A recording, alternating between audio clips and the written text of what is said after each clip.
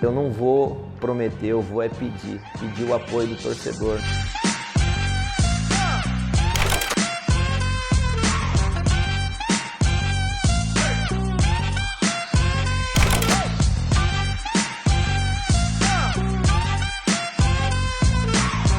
Professor Paulo, seja bem-vindo aqui ao Esporte Resenha. Obrigado, eu que agradeço aqui a presença de vocês, para mim é uma satisfação estar participando aqui com vocês. E aí, faltando um pouco mais de 20 dias, para o início desse campeonato tão desejado pelo Fluminense, como é que está essa preparação? Está indo bem, nós conseguimos trazer atletas que vinham de competições estaduais, então os atletas, 95% chegaram assim já numa questão física a nível de biotipo, um percentual de gordura interessante, porque geralmente quando você inicia uma pré-temporada, às vezes tem essa preocupação, mas a maioria chegou num estado físico legal, interessante.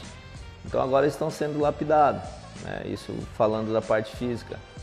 Mas nós já tivemos aí 2 jogos treinos contra a equipe amadora, que isso aí fazia parte do planejamento, justamente porque essa fase inicial da preparação ela é um pouco preocupante.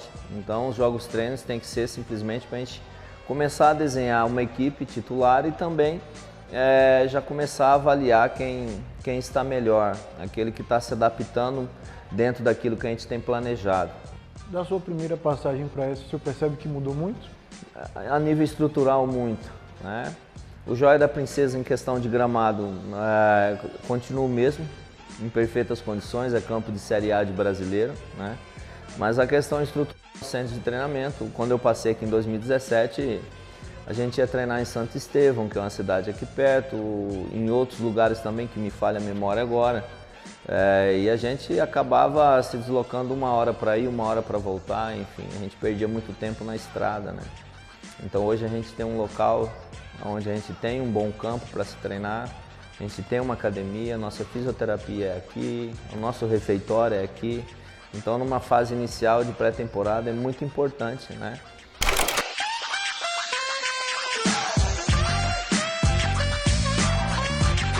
Dentro de campo, como é que jogam as equipes do técnico Paulo Foiani? Olha, eu prezo muito a organização, A minha equipe, isso eu falo sempre para os meus atletas, que a minha equipe ela tem que ter organização tática, com a bola e sem a bola, Tratando-se de uma equipe nova, como nós estamos iniciando agora o trabalho, isso demora um pouquinho mais para poder ter, porque isso aí é um trabalho médio e longo prazo, Então eu procuro simplificar ao máximo a minha metodologia para um fácil entendimento dos atletas, para daí gradativamente eu utilizo muito vídeos de treinamentos, de jogos treinos, dos próprios jogos, justamente para correção individual e correção coletiva, Porque tem muitos atletas que às vezes de você somente falar, ele já capta a informação. Outros atletas você precisa mostrar uma filmagem, mostrar um movimento que ele estava errando e levar para o campo de treinamento, para executar o treinamento, para ele poder chegar naquele ponto que você quer. Então, mas a minha equipe basicamente é uma equipe que sem a bola, eu gosto que a minha equipe seja muito aguerrida. Hoje o sem a bola, ele é importantíssimo, É óbvio que a gente sabe quando se tem a bola. Num setor defensivo, eu não sou um treinador de ficar correndo muito risco, Eu gosto de jogar na zona de risco do adversário e a zona de risco do adversário é a área do adversário, então eu sou um treinador que gosto que a minha equipe esteja a todo momento buscando a área do adversário, E que seja muito competitivo. O futebol hoje, de uns tempos para cá, ele se tornou muito competitivo,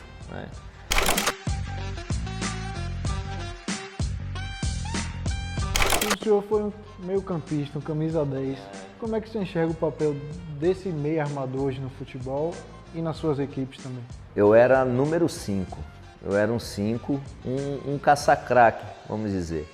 Até os 25 anos, porque eu tinha muito vigor físico, E com o passar do tempo, você vai envelhecendo, você vai amadurecendo, você vai conhecendo outros caminhos, você vai pegando orientações de vários treinadores. Eu tive a possibilidade de trabalhar com grandes treinadores, principalmente quando trabalhei em Curitiba, no próprio Avaí. E com o tempo você vai amadurecendo. né? Mas eu acho que independente da posição, o atleta ele tem que ter o teu comprometimento, primeiramente individual, né? Cumprir a tua função e executar a tua função da melhor maneira possível, né? E após isso, ele ter o pensamento coletivo, né? Que vai ter momentos que ele vai ter que socorrer teu companheiro do lado, né? Mas para ele poder entender isso, né? O treinamento ele é muito importante. Então, independente da posição, eu gosto muito que o atleta ele seja comprometido, né?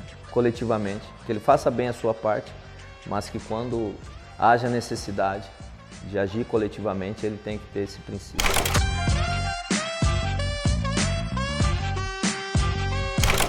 E essa escolha, como foi essa escolha pelo Sul? Como é que o senhor recebeu esse convite?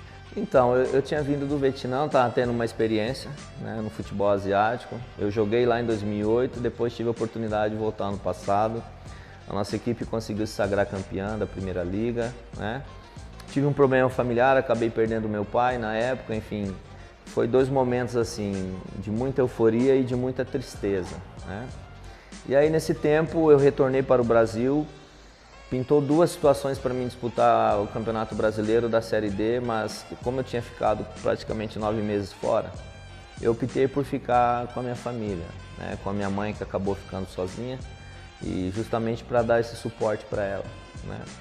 E aí eu recebi um convite, um telefonema do André e do Filemon, para que eu pudesse retornar à Feira de Santana e conhecer o projeto, né? Conhecer tudo que está sendo planejado. É um início agora, né? E a nossa conversa, ela foi muito bacana, muito interessante, assim. Sabe quando você dá liga, quando o papo é bom, quando a metodologia e o pensamento de um bate com o outro, se encaixaram, né?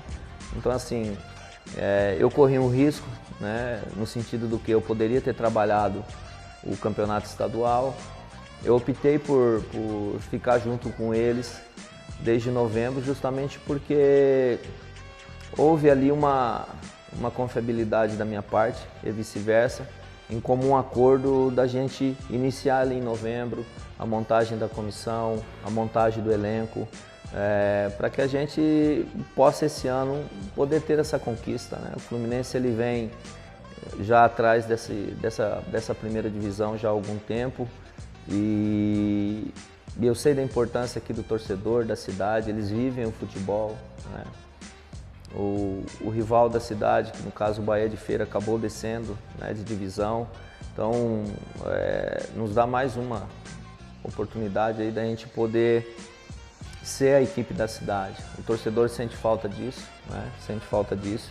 Só que a gente sabe que tem mais 9 equipes com os mesmos objetivos, com as mesmas condições, ou um pouco pior ou um pouco melhor, com um elenco melhor ou um pouco pior, enfim. Mas o objetivo de todos é igual. Todos querem subir, todos querem ser campeão. Então, assim, a equipe que se prepara mais, que tiver mais afinada, né, taticamente, tecnicamente, fisicamente, tem grandes possibilidades de conseguir esse acesso e eu acredito muito na equipe que foi montada.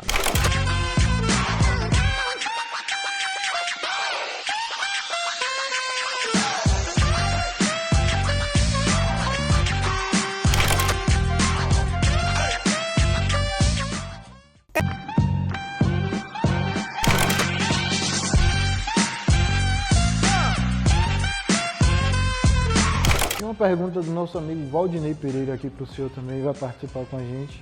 Fez uma pergunta aqui. Bom dia, Gilvan Rodrigues. Obrigado por essa oportunidade de fazer esses 2 questionamentos ao professor Paulo Foiani, técnico do Fluminense de Feira. Professor, primeiro, boa sorte à frente do clube tão tradicional do estado da Bahia, que é o Fluminense de Feira. Eu queria saber do senhor o seguinte: a gente sabe do seu profissionalismo, mas a camisa do Fluminense é uma camisa que pesa muito. Como o senhor está administrando esse trabalho, esse desafio na sua carreira de fazer o Fluminense voltar à elite do futebol baiano? E a segunda pergunta é: o Fluminense fez 2 amistosos com equipes amadoras. O senhor pretende fazer algum amistoso com a equipe profissional para testar de vez a equipe do Fluminense? Valdinei Pereira, programa Falando de Esporte da GQFM. Valeu. Valdinei, obrigado pela pergunta, bom falar com você. É inquestionável o peso da camisa do Fluminense, né? eu trabalhei já uma vez aqui, mas trabalhei também em outros clubes que também têm a camisa pesada, né? Nós, treinadores, eu sou de uma nova geração, eu também, quando trabalhei como atleta, a intenção sempre é de chegar no mais alto, né? Então, como atleta, eu tive a oportunidade de jogar 5 Série A de brasileiro, Série B, enfim. Foi o meu ápice da carreira, enfim, como treinador eu também almejo, né? E para isso acontecer, quando isso acontecer, eu também estarei encarando grandes torcidas, grandes pressões, enfim. Então nós que vivemos do meio, a gente já está acostumado e adaptado a isso, principalmente eu que tenho sonho e almejo chegar em grandes clubes, né? Ou até mesmo elevar o Fluminense a um grande patamar, que esse é o nosso também maior objetivo, né? A respeito dos jogos treinos, como eu expliquei, dentro da nossa programação era justamente fazer 2 jogos treinos com 2 equipes amadoras nessa fase inicial. Provavelmente na quinta-feira talvez a gente esteja indo para Salvador para poder fazer um jogo treino contra os atletas que não jogarem contra o Botafogo na quarta-feira da Copa do Brasil. Justamente vai ser um confronto já de um nível bem mais elevado, né? Justamente para a gente poder tá testando algumas situações, mas mesmo a gente ter feito 2 jogos treinos contra a equipe amadora, o resultado foi o que menos importou. Era começar da cancha para esses atletas, ampliar um pouco mais o campo, porque na fase inicial a gente começou na fase micro, com trabalhos mais de campo reduzido, enfim, agora nessa fase, faltando aí 18 dias para começar a competição, a gente já ampliou, né, a nossa metodologia, a nossa forma de trabalhar. E contra o Vitória é um teste, né, bem mais forte e é importante isso, né? Mas o resultado é o que menos importa. O que eu quero é dar ritmo de jogo, dar condição de jogo para esses atletas, e é importante a gente enfrentar, ter um confronto de alto nível como nós vamos ter.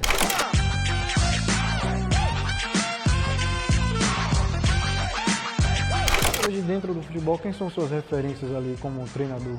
A maior referência para mim é Dorival Júnior, né? E o Rogério Ceni. São 2 pessoas que eu admiro muito.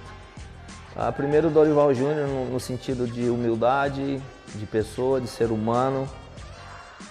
Eu tenho um relacionamento com ele assim, de amizade desde 2015, né?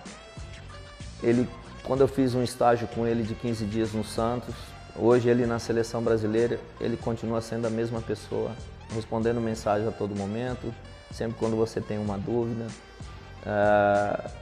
E a respeito do nível de trabalho dele, a gente nem precisa explanar, né? Hoje, em 2 anos atrás eu participei, não 1 ano e meio atrás eu participei de um podcast, quando a seleção ainda vinha naquela transição de trazer um treinador ou não, eu dei minha opinião que para mim o Dorival já estava pronto, por tudo que ele já construiu, por tudo que ele já fez, né, no futebol. Mas Deus, ele tem os seus planos, né? Ele foi para o Flamengo, levantou, reergueu o Flamengo. Ele saiu do Flamengo com uma situação que o torcedor não queria que ele saísse, né? Se a gente for olhar a torcida do Flamengo é gigantesca. Ele veio para São Paulo, ele conseguiu reerguer o São Paulo, reestruturar o São Paulo. E é outra torcida também gigantesca. O torcedor ficou muito triste com a saída dele, então ele tem uma torcida do Flamengo gigantesca torcendo por ele, uma torcida do São Paulo gigantesca torcendo por ele.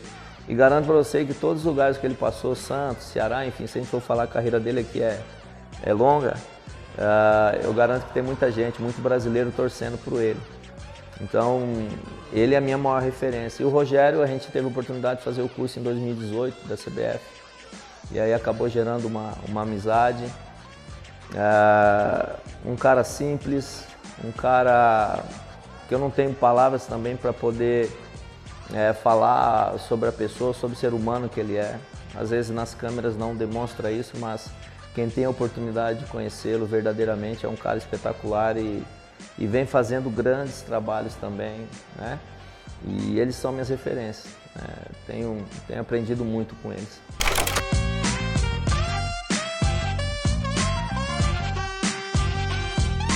A gente está chegando ao final. O que é que a gente pode esperar desse Touro do Sertão? Olha, a gente tem trabalhado muito forte. Eu sou um treinador que quero chegar, que quero vencer, que quero ter conquista. E nada se conquista sem trabalho árduo, sem entrega. Então eu tenho cobrado muito dos atletas, cobrado muito da minha comissão, cobrado muito da diretoria para que nos dê esse suporte, né? Porque a gente sabe que a caminhada, entre aspas, no meio do futebol, ela é curta, por ser 2 meses e meio, 13 jogos até o objetivo final, brigar pelo título, só que ela é muito rápida. Então eu tenho falado para os meus atletas que a cada dia e cada oportunidade que a gente tem de treinamento, nós temos que aproveitar ao máximo, para que quando iniciar a competição, são jogos quarta e domingo, viagem, aí não tem como você fazer mais nada, são somente ajuste, vídeo, né? Então a gente pode prometer muita entrega, né?